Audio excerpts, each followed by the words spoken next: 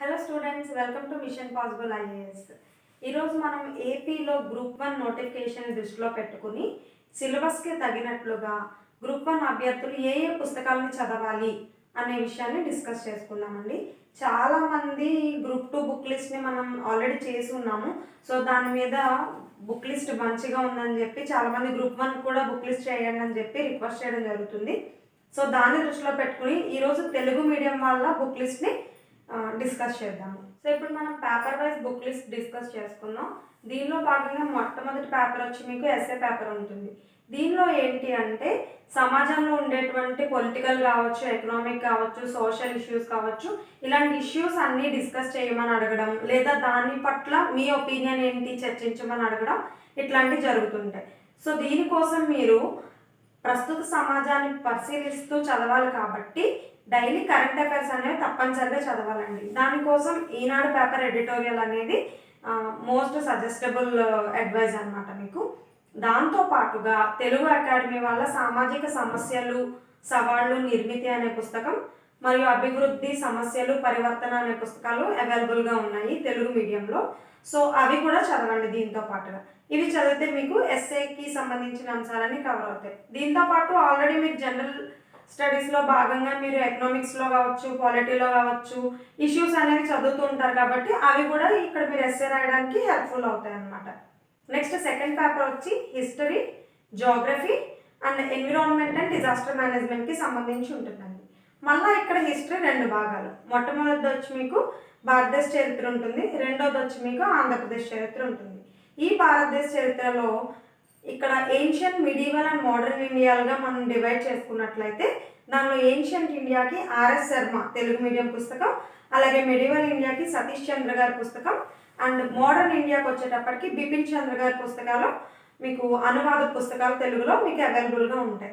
వీటితో పాటుగా ఏన్షియంట్ ఇండియాకి ఆర్ఎస్ శర్మది చాలా తక్కువ మ్యాటర్తో అయిపోతుంది కాబట్టి చిన్న పుస్తకం అండి, అది సరిపోదు అని అనుకున్నట్లయితే కనుక మీరు 6th నుంచి 8th క్లాస్ వరకు ఉండే ఏన్షియంట్ ఇండియా వరకు మట్టికి 6th to 8th క్లాస్ వరకు మన స్టేట్ సిలబస్ బుక్స్లో కవర్ అవుతుందండి హిస్టరీ. సో అది చదవండి, అంటే స్కూల్ బుక్స్ ఉంటాయి కదా అవి చదవండి. దాంతోపాటు నెక్స్ట్ ఆంధ్రప్రదేశ్ హిస్టరీ విషయానికి వచ్చేటప్పటికి ఇక్కడ మళ్ళీ రెండు భాగాలుగా డివైడ్ చేసుకోండి చదివేటప్పుడు. ఎట్లా అంటే ఏదో ఒక బుక్ని తీసుకుని మార్కెట్లో అవైలబుల్ ఉన్నది ఈ బుక్ మొత్తం కంప్లీట్ చేయాలన్నట్టు పెట్టుకోకుండా మీరు ఏన్షియంట్ అండ్ మెడివల్ హిస్టరీస్కి బిఎస్ఎల్ హనుమంతరావు గారి పుస్తకం, అలాగే మోడర్న్ ఇండియాకి రఘునాథరావు గారి పుస్తకాలు చదవాల్సి ఉంటుందండి. కంపల్సరీ ఈ రెండు చదివితేనే మీకు డెప్త్గా అర్థమవుతాయి అన్నమాట సబ్జెక్టు. ఎందుకంటే గ్రూప్ 2 లెవెల్ వరకు అయితే మార్కెట్లో అవైలబుల్గా ఉన్న ఏదైనా ఒక బుక్ని తీసుకుని ఎంసీక్యూస్ ఓరియంటేషన్లో చదువుతారు. కానీ ఇక్కడ మీరు ఎస్ఎస్ రాయాల్సి ఉంటుంది, ఆన్సర్స్ రాయాల్సి ఉంటుంది కాబట్టి ఆ పుస్తకాలు సరిపోవు అనమాట. ఖచ్చితంగా ఈ రెండింటిని ప్రామాణిక పుస్తకాలుగా తీసుకోవాల్సి ఉంటుంది. వీటితో పాటు మీరు ఇండియన్ హిస్టరీలో పోస్ట్ ఇండిపెండెన్స్ ఫేజ్ ఒకటి ఉంటుంది అనమాట. సో దానికి కూడా బిపిన్ చంద్ర గారి పుస్తకమే మీకు మార్కెట్లో తెలుగులో అనువాదం అవైలబుల్గా ఉందన్నమాట. సో అది కూడా చదివితే మీకు ఇక్కడికి హిస్టరీ పార్ట్ కంప్లీట్ అవుతుంది. నెక్స్ట్ వచ్చి జోగ్రఫీ మళ్ళీ ఇక్కడ రెండు భాగాలు, ఒకటి ఇండియన్ జోగ్రఫీ, రెండు ఆంధ్రప్రదేశ్ జోగ్రఫీ. ఇవి రెండింటితో పాటు మీరు ఇక్కడ గ్రూప్ 1కి కాబట్టి వరల్డ్ జోగ్రఫీ కూడా చదవాల్సి ఉంటుందండి. సో మీరు వరల్డ్ జోగ్రఫీని, ఇండియన్ జోగ్రఫీని కూడా తెలుగు అకాడమీ పుస్తకాలే చదువుకోవచ్చు. అండ్ మీకు సెపరేట్గా ఆంధ్రప్రదేశ్ జోగ్రఫీకి తెలుగు అకాడమీ బుక్ ఒకటి అవైలబుల్గా ఉంది. కానీ ఈ మూడింటిని కవర్ చేస్తూ మళ్ళీ మీరు ఇక్కడ 6th to 10th క్లాస్ వరకు స్టేట్ సిలబస్ బుక్స్ని చదవండి. ఒకవేళ మీరు కొంత ఇంగ్లీష్ టెర్మినాలజీ అర్థం చేసుకోగలను అనుకుంటే కనుక 6th to 12th వరకు ఉండే ఎన్సీఆర్టీస్ని కూడా చదవండి. ఇది మీకు చాలా హెల్ప్ఫుల్ అవుతుంది అనమాట. సో ఇది జోగ్రఫీకి సంబంధించి. అలాగే ఎన్విరాన్మెంట్ అండ్ డిజాస్టర్ మేనేజ్మెంట్, ఈ రెండింటికి కూడా తెలుగు అకాడమీ పుస్తకాల్లో పర్యావరణ సమస్యల గురించి, పర్యావరణం ఆర్థిక అభివృద్ధి అని చెప్పి ఇలా విడివిడిగా పుస్తకాలు అనేవి 2-3 రకాలు అవైలబుల్గా ఉన్నాయి పర్యావరణానికి సంబంధించి. వీటితో పాటు డిజాస్టర్ మేనేజ్మెంట్ కూడా మీకు తెలుగు అకాడమీ పుస్తకమే అందుబాటులో ఉందన్నమాట. ఇవి చదివితే సరిపోతుందండి, ఈ పేపర్ వరకు మట్టికి ఇవి చదివితే సరిపోతుంది అనమాట. నెక్స్ట్ వచ్చేటప్పటికి పాలిటీ పేపర్ అండి, థర్డ్ పేపర్ వచ్చేటప్పటికి. అయితే ఇది ఓన్లీ పాలిటీ మాత్రమే కాదండి, పాలిటీతో పాటు ఇందులో మీకు రకరకాల చట్టాల గురించి, పబ్లిక్ అడ్మినిస్ట్రేషన్ గురించి, గవర్నెన్స్ గురించి కూడా ఇవ్వడం జరిగిందండి సిలబస్లో. సో వీటికి సంబంధించిన బుక్ లిస్ట్ ఏంటి అంటే పాలిటిక్స్ సంబంధించి లక్ష్మీకాంత్ బుక్, ఇది అందరూ చెప్పేదే. తెలుగులో కూడా 6th ఎడిషన్ అనేది మీకు ఇప్పుడు మార్కెట్లో అందుబాటులో ఉంది. కాబట్టి పాలిటిక్స్ సంబంధించి లక్ష్మీకాంత్ చదవండి. Next public administration and governance విషయానికి వచ్చేటప్పటికి ఇక్కడ బిఏ చదువుతున్నటువంటి వాళ్ళవి పబ్లిక్ అడ్మినిస్ట్రేషన్, పొలిటికల్ సైన్స్ కానీ పబ్లిక్ అడ్మినిస్ట్రేషన్ కానీ చదువుతున్న వాళ్ళ పుస్తకాలు పనికొస్తాయండి. దీనిలో మీకు పబ్లిక్ అడ్మినిస్ట్రేషన్లో చాలా బేసిక్ మాత్రమే అడిగారు కాబట్టి జస్ట్ ఫస్ట్ ఇయర్ బుక్ మాత్రం సరిపోతుంది అనమాట. అయితే గవర్నెన్స్ విషయానికి వచ్చేటప్పటికి మట్టికి బిఏ 3 సంవత్సరాల గవర్నెన్స్ కూడా మీరు తీసుకోవచ్చు. దాంతోపాటు మార్కెట్లో కూడా గవర్నెన్స్కి సంబంధించి సెపరేట్ పుస్తకాలు కూడా మీకు అవైలబుల్గా ఉన్నాయి. కాబట్టి ఇది చదువుతూ బిఏ వాళ్ళది చదువుతూనే మీరు వేరే ఏ పుస్తకం అన్నా తీసుకోవచ్చు అనమాట సుపరిపాలనకి సంబంధించి. ఓకే అండి. నెక్స్ట్ వచ్చేటప్పటికి ఎథిక్స్ కూడా ఇదే పేపర్లో భాగంగా ఇవ్వడం జరిగిందనమాట. సో ఈ ఎథిక్స్కి వచ్చేటప్పటికి నీతి శాస్త్రం అనే పుస్తకం తెలుగు అకాడమీ బుక్ ఉందండి. ఇది కూడా మనకి కాంపిటేటివ్ ఎగ్జామ్స్ వాళ్ళది ఉంది, అలాగే బిఏ వాళ్ళది కూడా ఉందన్నమాట. సో ఈ బిఏ వాళ్ళ పుస్తకం తీసుకొని చదివినా సరిపోతుంది. దాంతోపాటుగా అనంత పద్మనాభరావు గారు అనే ఆయన పుస్తకం కూడా మనకి మార్కెట్లో అవైలబుల్గా ఉందన్నమాట. సో ఇది కూడా చాలా మంచి పుస్తకం. ఈ రెండు కనుక కలిపి చదివినట్లయితే మీకు ఎథిక్స్ తెలుగు టెర్మినాలజీ అంతా అర్థం అవడంతో పాటు మీకు మంచి గ్రిప్ కూడా వస్తుందండి ఎథిక్స్ మీద. నెక్స్ట్ చట్టాల విషయానికి వచ్చేటప్పటికి ఇక్కడ civil procedure code and criminal procedure code గురించి అడిగారు అనమాట. అయితే ఇక్కడ మీకు డెప్త్గా అడుగుతారా అని అనడానికి పెద్ద ఆస్కారం లేదండి, ఎందుకంటే చాలా రకాల చట్టాల గురించి ఇక్కడ అడగడం జరిగింది కాబట్టి కాస్త మీరు అవగాహన ఉందా లేదా అభ్యర్థికి అనేది మాత్రమే పరీక్షిస్తారనమాట. కాబట్టి దీనికోసం మీరు ఎలాంటి ప్రశ్నలు రావచ్చు ఏంటి అన్నది తెలుసుకోవాలంటే కనుక సివిల్ అండ్ క్రిమినల్ చట్టాలకు సంబంధించి మనకి రెవెన్యూ డిపార్ట్మెంట్ వాళ్ళకి ఎంఆర్ఓ కన్నా కింది స్థాయి వాళ్ళు ఈ టెస్ట్ రాస్తారు ప్రమోషన్ కోసం, డిపార్ట్మెంటల్ టెస్ట్లు అంటారు వీటిని. సో ఆ డిపార్ట్మెంటల్ టెస్టులు కూడా మీకు ఏపీఎస్సీనే కండక్ట్ చేస్తుంది కాబట్టి వాటి ప్రీవియస్ ఇయర్ పేపర్స్ చూడండి. ఓకే. సో దాంతో పాటుగా రెవెన్యూ డిపార్ట్మెంట్ వాళ్ళకే సిపిసి సిఆర్పిసి పుస్తకాలు కూడా మీకు డిపార్ట్మెంటల్ టెస్ట్లకి అమ్ముతారండి, బయట దొరుకుతాయి మీకు. సో అవి తీసుకొని చదవండి. దాంతోపాటు నెక్స్ట్ వచ్చేసి లేబర్ లాస్. ఈ లేబర్ లాస్ కోసం కార్మిక చట్టాలు అనే పుస్తకం మాడభూషి శ్రీధర్ గారు, ఎవరైతే మనకి ఏపీ బైఫర్కేషన్ యాక్ట్ రాశారో ఆయనే కార్మిక చట్టాలు అనే పుస్తకం కూడా రాయడం జరిగిందండి. సో ఆ పుస్తకాన్ని చదవచ్చు. నెక్స్ట్ వచ్చేటప్పటికి ట్యాక్స్ లాస్, పన్ను చట్టాలు అని చెప్పి ఏషియా లా హౌస్ వాళ్ళవి చాలా పుస్తకాలు మీకు మార్కెట్లో దొరుకుతాయి, అలా ఆన్లైన్లో కూడా ఉంటాయండి. ఏషియా లా హౌస్ పుస్తకాలు అన్ని రకాల చట్టాలకు సంబంధించిన పుస్తకాలు దీంట్లో మనకి మ్యాక్సిమం దొరుకుతాయి అన్నమాట. సో అది సజెస్టబుల్ అండి. నెక్స్ట్ వచ్చి సైబర్ లాస్ అండి. ఈ సైబర్ లాస్కి సంబంధించి సైబర్ సెక్యూరిటీ మరియు పోలీస్ అనేది సిఆర్ఎస్ శర్మ గారు రాసినటువంటి పుస్తకం ఒకటి ఉందండి. ఇది సుప్రీం లా హౌస్కి పబ్లిష్ చేసిన బుక్ అనమాట. సో ఆ బుక్ని కూడా మీరు రిఫర్ చేయండి. నెక్స్ట్ పేపర్ వచ్చి మనకి ఎకానమీ పేపర్ అండి. ప్యూర్గా ఇది ఎకానమీ ఉంటుంది. అయితే ఇక్కడ మళ్ళీ 2 సెక్షన్లు ఉన్నాయి మీకు. మొదటిది భారతదేశ ఆర్థిక వ్యవస్థ, రెండోది ఆంధ్రప్రదేశ్ ఆర్థిక వ్యవస్థ.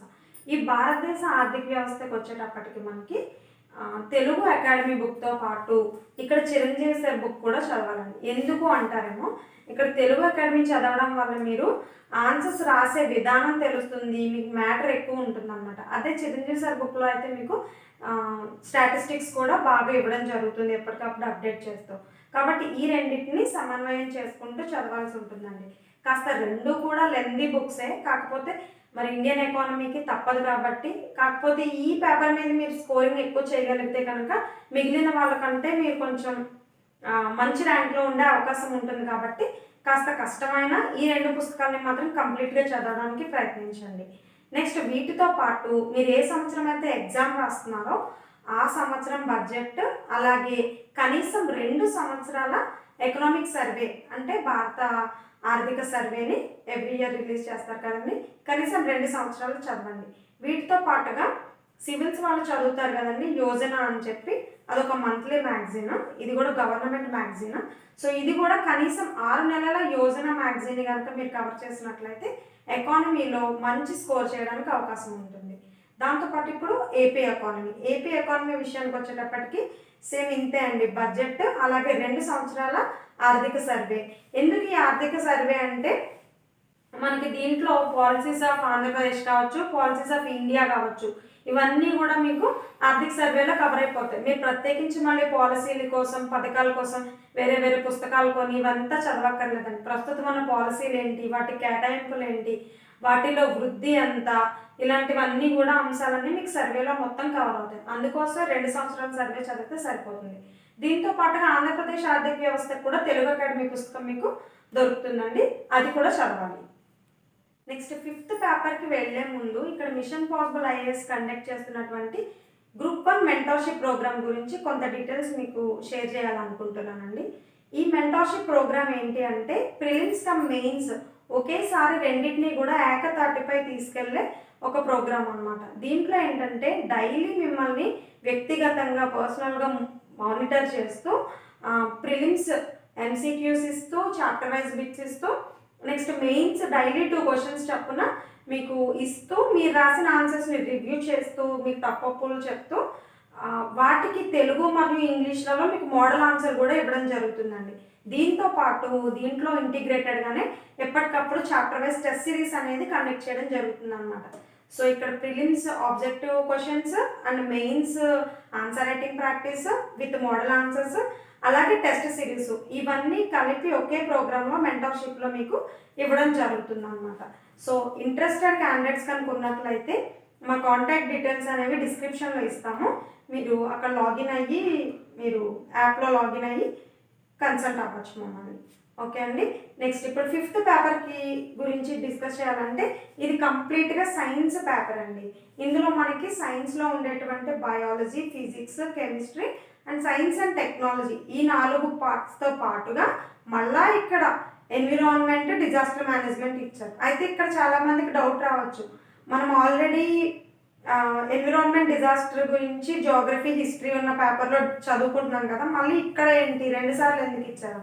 అయితే అక్కడ మీరు చదివేది పర్యావరణం అండ్ డిజాస్టర్ మేనేజ్మెంట్ని చదువుతారండి, కానీ ఇక్కడ అడుగుతున్న స్పెసిఫిక్గా వాటి చట్టాల గురించి అడుగుతున్నారు. చట్టాలు అలాగే ప్రభుత్వ పాలసీలు ఏవైతే ఉన్నాయో వీటి గురించి స్పెసిఫిక్గా ఈ 5th పేపర్లో మరలా ఇవ్వడం జరిగిందనమాట.